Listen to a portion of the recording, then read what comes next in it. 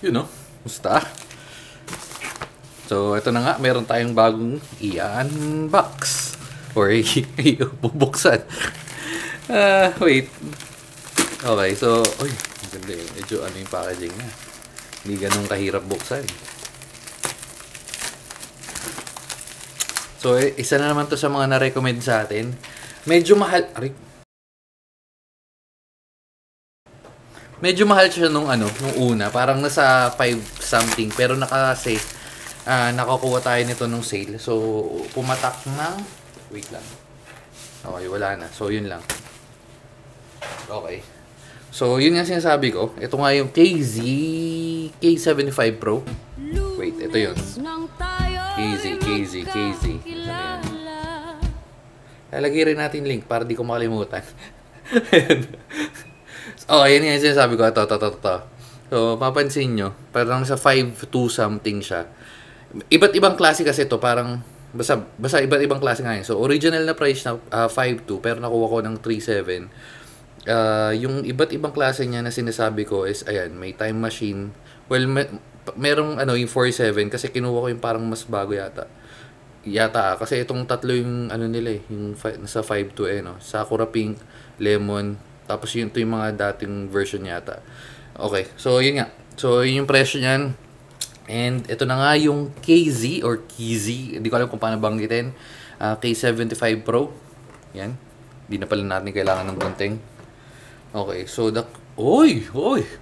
Tetestingin mo ba yan? The quick brown fox jumps over the lazy dog. So, tetestingin mo kung gumagana yung keyboard mo. Maganda yung box niya, in fair. Hindi siya ganun ka-fancy, pero, di ba? So, KZ, Trimos, linear switch, night gray, RGB. Okay, so typical na box. Pero sa kanya meron pa siyang ganito, yung iba wala. Okay. So, open na natin yan. So, kailangan din pala natin gunting. Oops. Kabila.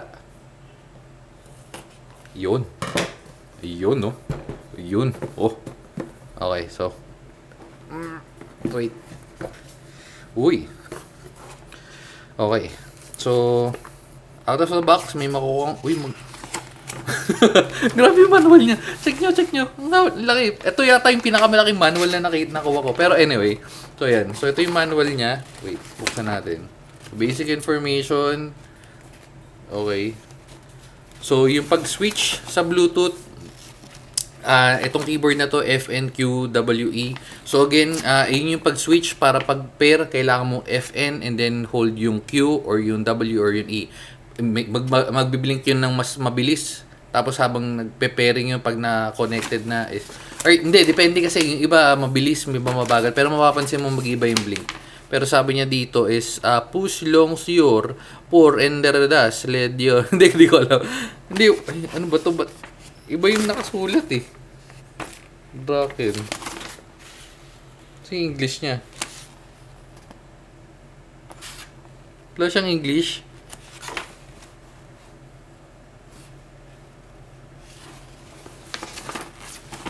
Kala ko English. Walang English, man. Oh, ito naman sabi, healthier. Di ko maintindihan, men. Pero anyway, yun yung ibig sabihin nun. So toggle Bluetooth sa ilalim. Nandiyan naman yan. The second function, combination keys, Windows. Okay, so A ang Windows, Mac, S, Home, last song, next song. Okay. So, nandiyan naman lahat yan. Anyway. Kala ko English, iba pala yung nakasulat. So, okay. So, ito na yung keyboard. Pero mamaya na tayo dyan. Uy, ang ganda. Parang ganda ng Tapos, ito yung kasama sa keyboard. So, wala na. Yun lang naman. So, meron kang medyo maganda nga to. Kasi tingnan mo.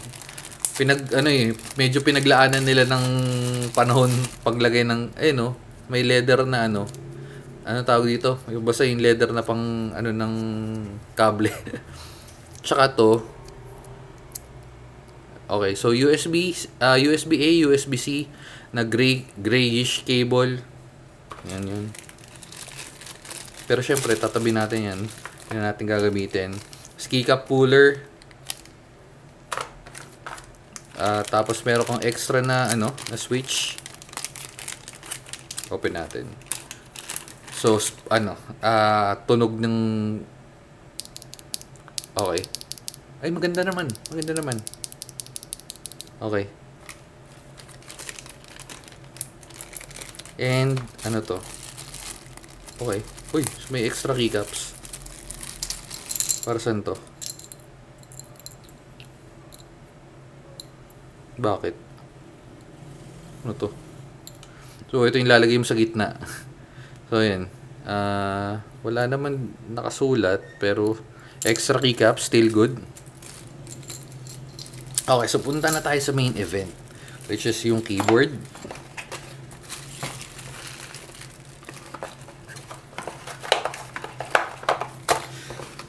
Tabi lang natin para wala tayong kalat. Okay, so ito na yung keyboard. Buksan muna natin. Yun. Ganda. Aesthetic na keyboard, men. Okay. So, tabi muna natin to. Okay, so nasa presyo naman pala. Kasi kita nyo naman, meron siyang cover. Well, yun sa mga keyboard ko, di ko na nilalagyan ng cover. Pero, yun.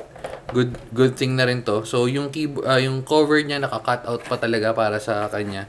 So, hindi lang siya basta dinakot kung saan. Okay. So, going back. Ang ganda. Promise maganda nga. Pero kung itatabi mo siya sa mga ibang keyboard, para siya magiging mukhang laruan. Kasi, iba yung itsura niya. Pero kung siya lang mag-isa, ganda yun. Tapos ito medyo masyado makinang. Masyado makinang yung pagka-chrome nito. Pero puntahan na natin yan. So ito di ko alam kung ano yan, pero siguro pang display niya na lang. Tapos meron kang extra na USB-C. USB-C hindi USB-A. USB-A meron, pero meron kang dalawang USB-C. So 'di ba? So, parang ngayon pa lang tayo nakakuha ng keyboard na may extra na isa pa. Kasi usually merong isa, di ba? Pang charge. Kasi ito may extra. And then, USB-A.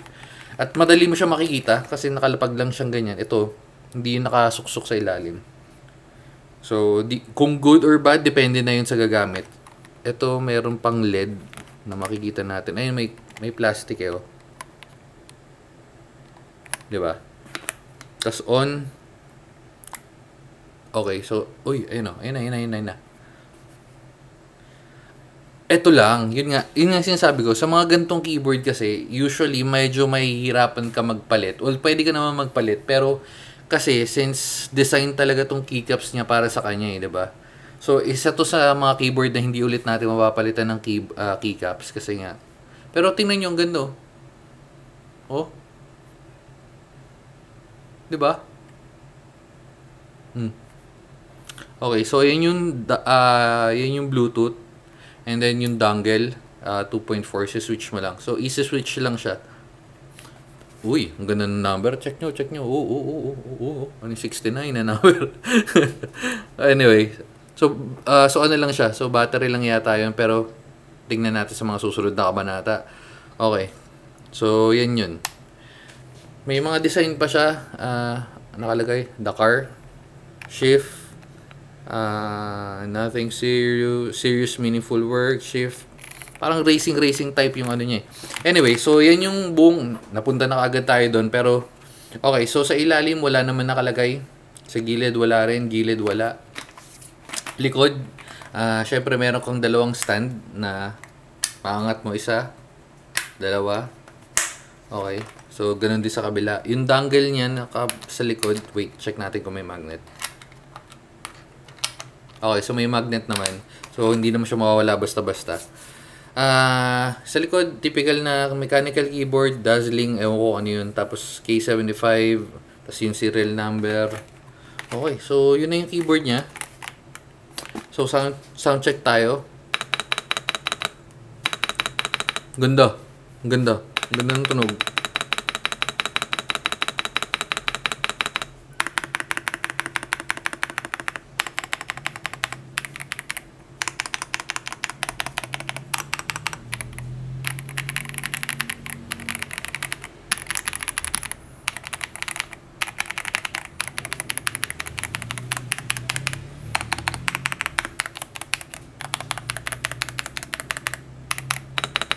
Yun. Solid, di ba? Ganda nitong keyboard na to, ah. Okay, so open natin. Okay. So, yan yung keycap, yung switch na nakita natin kanina. Diba?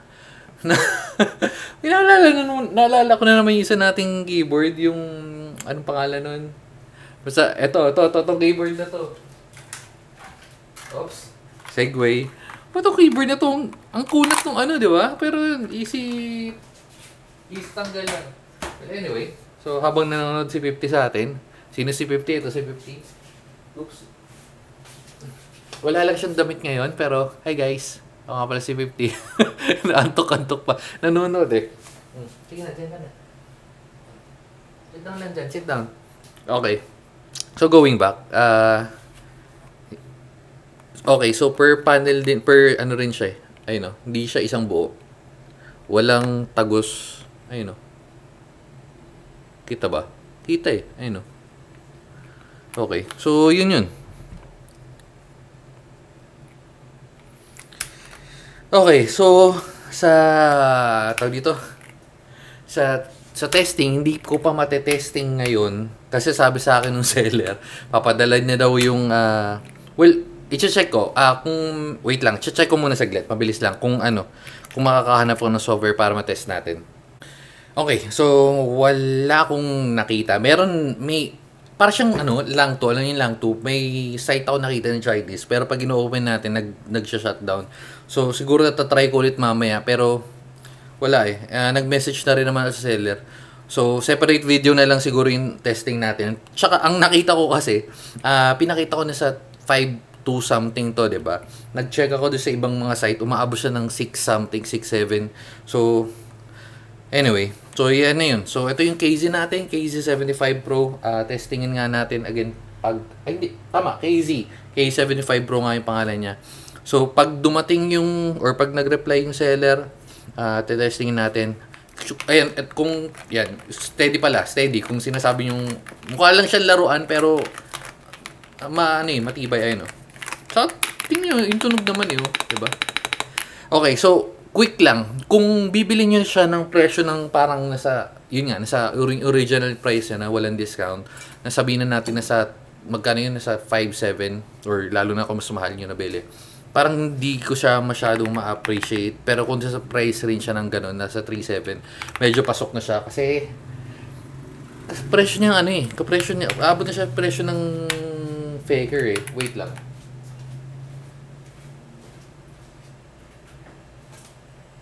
Okay, so ito yung typical na faker. Ayun yung faker nasa 5 something ko na rin nabuto. So yan yung itsura nila. Quick lang naman. Difference ng, so ito meron ka lang dagdag na onte dahil nga meron kang yung A na, hindi ko alam kung A, ano ba to. So yung shift, scroll lock, battery. Caps lock pala to, caps lock. Okay, so yun lang.